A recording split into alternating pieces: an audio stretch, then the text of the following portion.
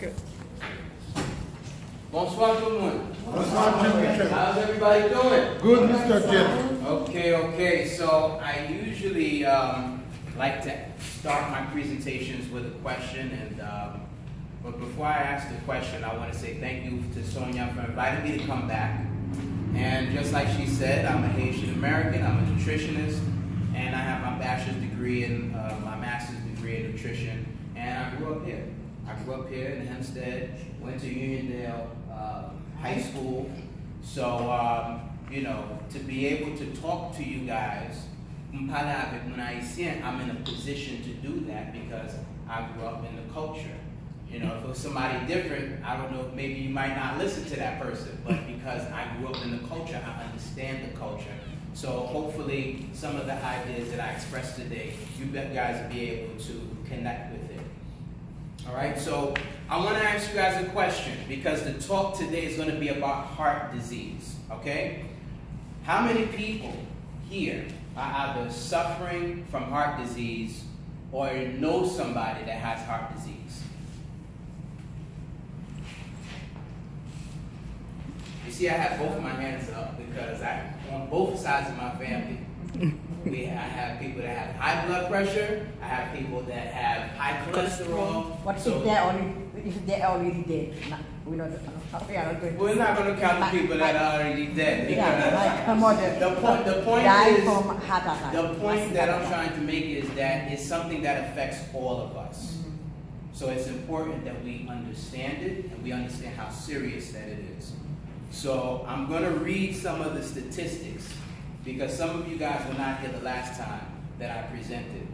So I'm going to read to you guys some of the statistics, okay? Heart disease is the number one killer in the United States, okay? Black people have 46% of black people have heart disease. That's almost half of our people that have it, all right? In 1976, I was born in 1977. 1976, heart disease was the number one killer, okay? That's 42 years ago. Today, it's still the number one killer. After surgeries, after medication, medicament, surgery, n'importe bagay. It still doesn't matter. It's still a problem. So what does that mean? What does that really mean? Right? It means that we have to change. It means that what we're doing is not working. What's the definition of insanity? You keep doing the same thing over and over again, and you still have the same results. So we have to do something different. All right? Another scary statistic was that every 40 seconds, somebody's having a heart attack. Every 40 seconds. All right? So I wanted to just give you guys just an understanding of how serious that this is. You know, I don't want to make anybody depressed here, but I want you to be aware and understand that, you know, we got a serious problem with heart disease.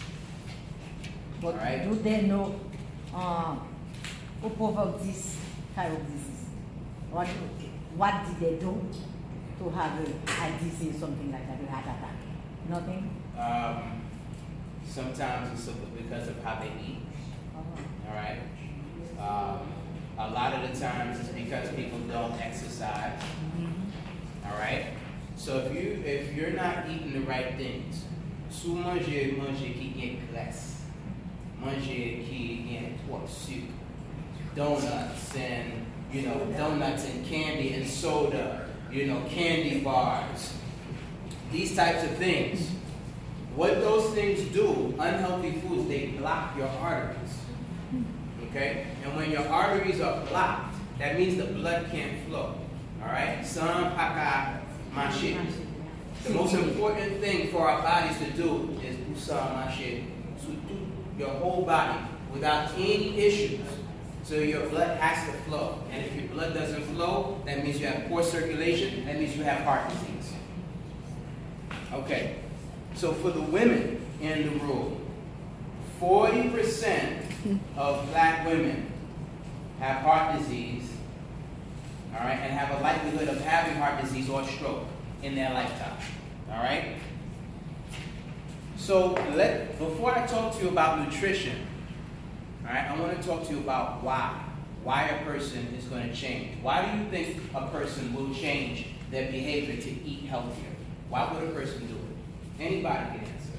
Pour avoir la santé. Be healthier. Be healthier. We Anybody else? avoid heart disease. So to avoid heart disease, of course. All right? We all have family. We all have people that we love, whether they're children, grandchildren, all right, that we want to be here for those people. Right now is graduation season. Everybody wants to be with their son or their daughter or nephew or niece to be with them when they graduate. You don't want anything to happen to you. So for me, my why is my 2 sons. I have 2 sons, I have a wife. All right? That's my why. That's my motivation. All right? You have to have, nobody does anything without a reason. Suppose que tem uma raison pour faire o bagage. Se o bagage tem uma raison pour faire o bagage, o bagage faire. All right? If you went to the doctor today and the doctor said, Mr. So-and-so, okay, or Mrs. So-and-so, you have high cholesterol, and if your cholesterol doesn't lower, you're going to have a stroke, and I'm sorry to inform you that. You're going to run home and start eating healthier, because that's a reason, all right? So it's important that we understand that everything that we do is predicated by a reason, all right? So according to science, okay, and research, nutrition, okay, good foods can reverse heart disease. So I'm going to read to you guys some of the foods that can help to reverse heart disease, okay? Broccoli, kale, asparagus. Broccoli, kale, spinach, asparagus, sweet potatoes, yams. About if you got sugar. Sweet potatoes, even though it's called sweet potatoes, it has fiber in it. So it's healthier than the white potato. It has more nutrients in it than the white potato. All right, so the yellow one. the yellow one, yeah. All right, sweet potatoes, yams, celery, eggplant, lettuce, peppers, bok chow. What is bok chow? Bok chow is Chinese broccoli. I would have to. I don't have a picture of it, but I don't have a picture of it. But it's like they call it Chinese broccoli. What is it? You know, it's a green vegetable. It's like this size. It looks like lettuce. You say, yeah. It's long. It's like about this size. It's very healthy. Yeah, it's very, very, very healthy. Okay. No. Beans. What, any beans? Beans? Yes. Beans are very, very important because they're high in fiber. High in fiber, high in protein. Whole wheat. Whole wheat oats, whole wheat bread, brown rice. Brown rice. All right, brown rice. The people, I said white rice. All right, it's healthy, it has more fiber. À son point, haïtien, nous aimons du Avec sauce pois. avec sauce pois. Like legumes. So I'm just letting you know, the brown rice is the healthy rice. What about the yellow rice? Yeah, it's the one. Yellow rice is not bad, as long as The one rice is the white rice is the one that has the least amount of nutrition. It has no nutrition. On the one rice? White rice has no nutrition. It's been stripped. Logan mange qui blanc. White flour, white rice, sugar. Those are not the best types of foods for nutrition. All right? You want your food to be colorful. All my sugar at home? You want And your my food soda to be, you want to be, yeah, soda. That's another presentation. The brown sugar is good. It's better than the white. It's better than the white. You know. Voilà aussi, qu'on appelle de miel. Honey? Yeah, honey. If you are somebody that has diabetes, any of these things, sugar, brown sugar, all those things, I wouldn't recommend it. But if you're gonna have it, have a little bit of it. But these things they're not something that's going to help somebody who has diabetes. All right. So we talked about those fruits and as those vegetables, as well as all types of fruits. So tomatoes, apples, bananas, especially blueberries. Blueberries, anything in the berry family, high in fiber, high in nutrients, high in antioxidants. It's the best things for you. All right. I want to share with you guys something. By a show of hands, anybody remember a president by the name of President Clinton? Yeah. Everybody remember him, right? Mm-hmm. President Clinton had bad heart disease. Very, very bad. He had surgery after surgery. I think he had about 3 surgeries. In 2010, when they had the earthquake in Haiti, he flew to Haiti to help out with the recovery efforts. And what happened is that he had problems with his heart. He went back to the United States to see his doctor. The doctor said, there's nothing we can do. Your heart is really, really bad. So you're going to have to make some changes. So he spoke to somebody who was a nutritionist. And that nutritionist suggested to him, to remove meat from his diet. Yes. You like meat, chicken, all those stuff.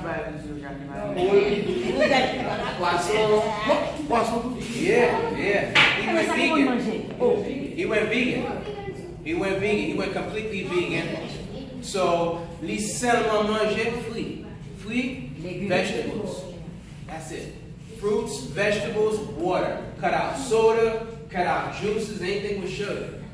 So 6 months later, when he went to go see the doctor, the same doctor that told him, oh, there's nothing we can do for you. The doctor checked his son. He checked his cholesterol.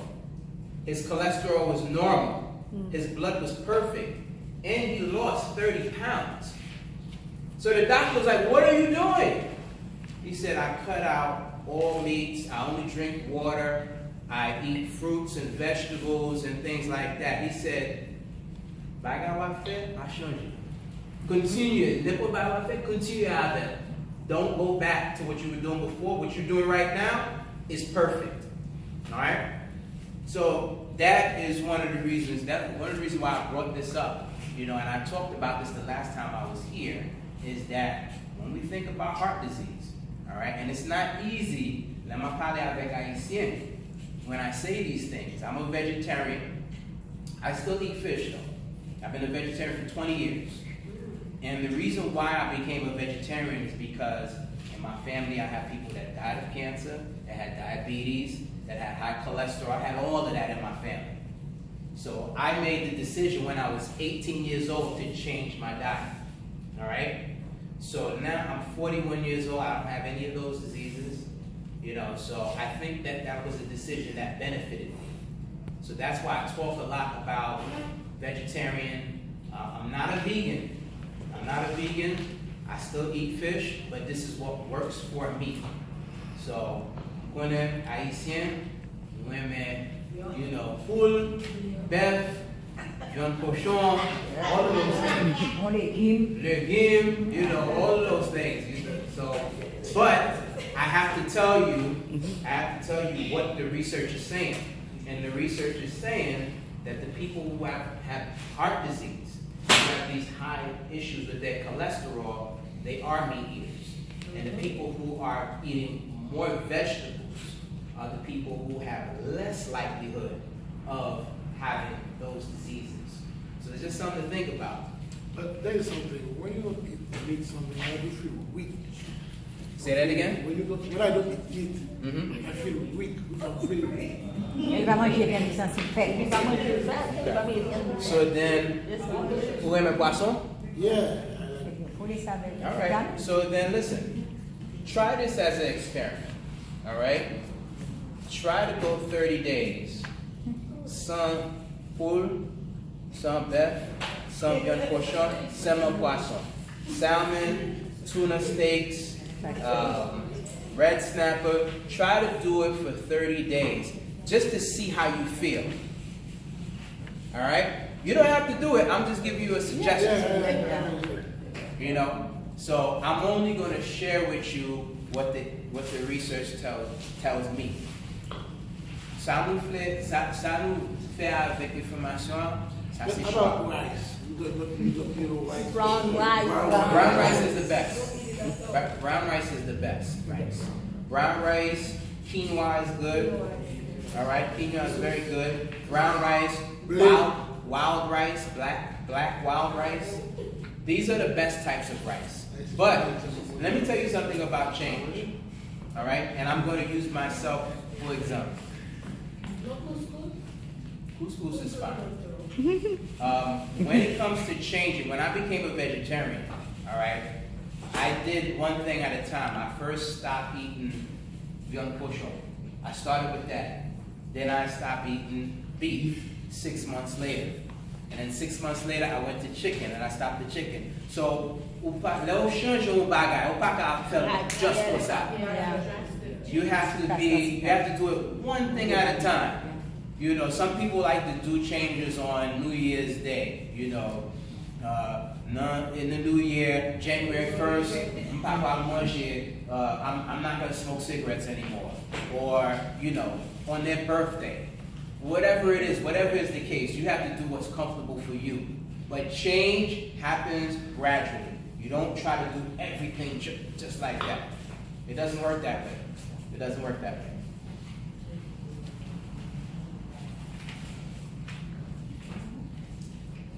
Okay. So there's other factors when it comes to your health. Okay? Nutrition is important, but also sleep. How much you sleep is important. Nutrition is important. Your support, social support, your family, that's also part of your health. All right? Your life purpose. All right? What God brought you here to do is a very, very important part of your health, because people who know their purpose, they take better care of themselves. Exercise. Exercise is important. Everybody knows that. Stress management. All right, everybody knows stress kills, right? All right, so you have to find ways to lower your stress levels. So all these things. So we'll talk more about these things. I got a question. Yes. You know, I think that if you got low, you sometimes your diabetes, your sugar, Yeah. go low, your low blood sugar. What you gonna do? What you can do to If raise your it? sugar is low. Yeah. Sometimes, for example, my case, sometimes it go down about 70, 60, something like that.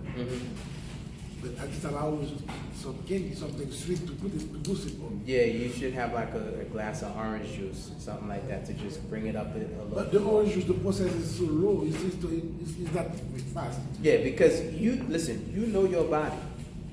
You know your body. So you know that if your blood sugar goes too low, then maybe you start to shake. Yeah, you might sweat. Everybody's different. So you got to do something that, you know, the doctor tells you. Doctors usually say, get a candy bar, get a glass of orange juice, something like that. That's something that you take very serious. Your blood sugar is not supposed to drop down too low. So whatever is... The liver, that's not very candy. What was this number? Because you know I was 40. You was at 40? Yeah, that's too low. That's too low. So I would definitely, number one, talk to your doctor about that. Because if it's happening a lot, then there may be something that's causing that. That's number one. All right. Number two, make sure that you have something around you at all times, you know, like your medication, as well as something that'll spike it up just a little bit. All right. All right. All right. So, let us talk about exercise. All right. So, anybody can volunteer to tell me, what's your favorite exercise? What's your favorite exercise? Dancing. Dancing. All right. Walk. Walking is a good exercise. What's your favorite exercise? You do everything. Okay. What's your favorite exercise? Karate. Okay, okay. I mean, right here. What's your favorite exercise? Playing basketball. Okay, okay. What's your favorite exercise? Dancing. A lot of dancing. Yeah, dancing. Dancing. Gentleman in the back, what's your favorite exercises to do? No, you. My favorite exercise is sleep. That's not exercise. Sleeping. Sleep is important. It's not exercise, though. Yes. Sleep is important. It's good for your health. Anybody else want to share what their favorite exercise is? Have none? What about walking? No? Okay. Okay. I'll try it. The knees look good. I can't walk too much. Okay. I understand. When the knees are not operating well, then you gotta do what you can do. Alright. You guys want to see what my favorite exercise is? Yes. I need a volunteer.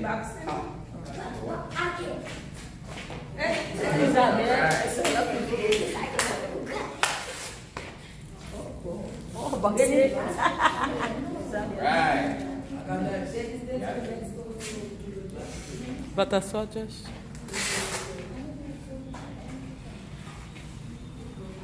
It's on me. Okay.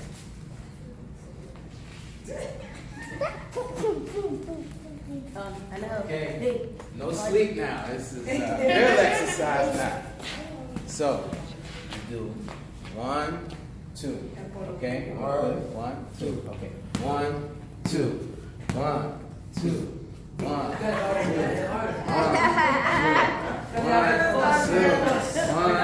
2. 1, 2. 1, 2. Good job. Good job. All right. Bravo. Bravo, Samuel, bravo. All right. I continue. Oh, no, All right. So, the benefits of exercise. But for this, you need 2 people. Huh? You need 2 people. What? Yeah, that But people. when you do that, it help you in something? Yes. A lot? It benefits your heart. This one only? Yeah. I mean, you got to do it longer. You can't just do it How for much 2 I can pay minutes. for that? Those, $20 for the gloves, Where? and then $20 for. Where? There's a place. Oh, you can go there. Any sporting goods place. I'm not doing that. Yeah. That is that? Yeah. It's easy. So any type of cardiovascular exercise, running, jogging, walking, doing jumping jacks, you know, all of these are beneficial for your heart. Somebody said to me, if you do push-up, it's good for our history. I have a question. Push-ups are good. Push-ups are good because it's resistance exercise, and as you get older, okay, your muscles start to get flabby. So push-ups are good for resistance. So it keeps your muscles toned. All right. Once men and women go over 40, their muscles start to get flabby. So that's why push-ups and things like that is important to tone your muscles. Who had a question? Somebody else. Really? Yeah. How about sit-up? Let me hear her question. I go to the gym almost every week. Yes. But I realize when I'm on the treadmill, So sometimes I spend like 30 minutes, 45 minutes. But when if I stop, if I stop, don't go to the gym about like 2 days, 3 days. 2 days or 3 days. When I go back again, my heart is too high. I feel like tired. I don't know, passing out. I don't know. You have high blood pressure or anything like that? No, I don't. I don't have sugar. I don't have cholesterol. You say you feel like passing out? No, not passing out, but like I'm But out you of feel breath. great? You out of breath? Yes. How many days do you go without going to the gym? It was like Sometimes 3 days? A week. A week? You shouldn't feel like that by not being in the gym for a Yeah, week. like I just getting tired, you know, like I would just, for safe measure, I would just, check with the doctor and let the doctor know, hey, this is what I'm feeling, but you go to the gym When I regularly, go back and go to my regular routine, then you stop feeling it. I don't feel it. Okay, all right. I would just check with the doctor just as a precautionary measure, just to make sure, like, hey, this is what I'm feeling, but as long as I go every day, I don't feel it, just as a precaution. You know what I mean? Because I go to the gym just about every day, and sometimes I miss 3-4 days, just being busy, but I can go right back into it, and I don't get any of that. So it may be something to But me, I need someone to motivate me to go to the gym. Me too. Then- Go to your house with your wife. No, it's sleeping, it's tired.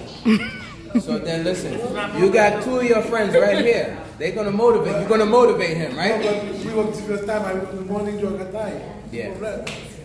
No, I know how that is. I know how that is because some people need somebody else to be Yeah, with like them. They need that motivation. Pick me up. I'm not necessarily like that. Like I kind of just go. I don't like waiting for people, but some people are like that. They That's need the way somebody. if you want me to do anything, I need somebody to go with me. You know how to do nothing, Just to be there. just motivate. You need some motivation. Yes. All right. Then you need to hire a trainer. Yeah. You need to hire a personal trainer. What about coffee? Coffee is not Is good. coffee bad? If you drink 10 cups of coffee a day, then Oh yes, no, it's not bad. one. I know people that drink like that. Yes, I know. At They- work we used to have. they don't I sleep. can know the They don't sleep. They go maybe 18 hours a day, and they don't only sleep 4 hours a night. So they're drinking and drinking and drinking coffee. Coffee and caffeine in general will make your heart beat faster. Yes. It will race faster. Yes. Too much caffeine. Yeah. If you drink 1 cup of coffee, 2 cups, it's not going to do that. But if you're drinking 5, 6, 7, 8, 9, 10, yeah, it's going to speed up. How much? What about besides Combien par point? 20 ounces? I would prefer it to be an 8-ounce cup, Or 12 and then like no more than 2 8-ounce cups a day. But if you're gonna have the big cup, 16 ounces, then you're gonna just have that 1 cup. You don't want to overdo it. It's like you don't want to overdo it. There's just too much caffeine. What about milk? Tea is No, tea has caffeine in it, but Tea, yes. tea has caffeine in it, but coffee has a little bit more. Yeah. Raise up the volume. Keep that. This goes into my next subject. So I want to talk to you guys about stress management. Okay? And one of the things that helps with stress management is meditation. Yeah. I'm a person who is very, very avid about the importance of meditation because we live in a very hustle and bustle lifestyle. You know, you gotta run to work, you gotta run to go pick up your kids at the daycare, you gotta run here, you gotta run there, and it builds up stress in your brain. If you got a deadline at work, bills that you gotta pay, problems at home, all of these things cause stress. And when you have stress, it's very hard to get your heart healthy, even if you're eating healthy. If you're eating healthy, but you have a lot of stress, then it's not healthy. So you want to eat healthy and take care of your stress. So one of the things we're going to do right now, we're going to do a little 5-minute meditation. All right. But Everybody relax. Meditation. Everybody's going to relax. All right. Put your hands on your knees. Close your eyes. All right. And take a deep breath in. Inhale. And exhale.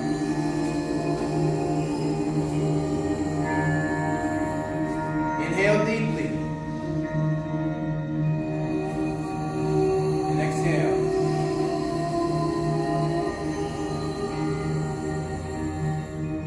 Inhale deeply.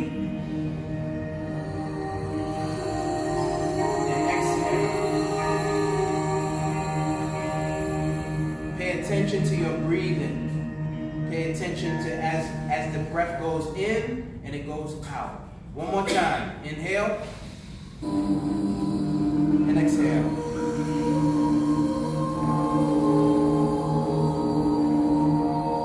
All right. Thank you, sir. How's everybody feel? Fine. Feel a little bit of stress released? Yeah. All right. every time you feel something, just do it. Yeah, it's important. It's important. You know, there's a lot of benefits to meditation. You know, but like I said, it helps with your stress levels. You have to do it the way that it's comfortable for you. Okay? Some people, they don't want to sit down in a chair. Alright? If you don't want to sit down in a chair, another stress relieving activity, you know, something for the women that's in the room, maybe you like to go and take your bubble bath, you know, candles around the tub and stuff like that, nice music. Anything to reduce your stress levels. It's very important for us to manage stress, especially in this day and age. And when you do it, put your phone aside, because the phone is also a cause of stress. You know, when I pity my telephone, let me see. Let me go through Facebook. You know, disconnect to your phone. Put your phone away. You know, and find a nice quiet place so you can relax yourself, get yourself calm. You know, and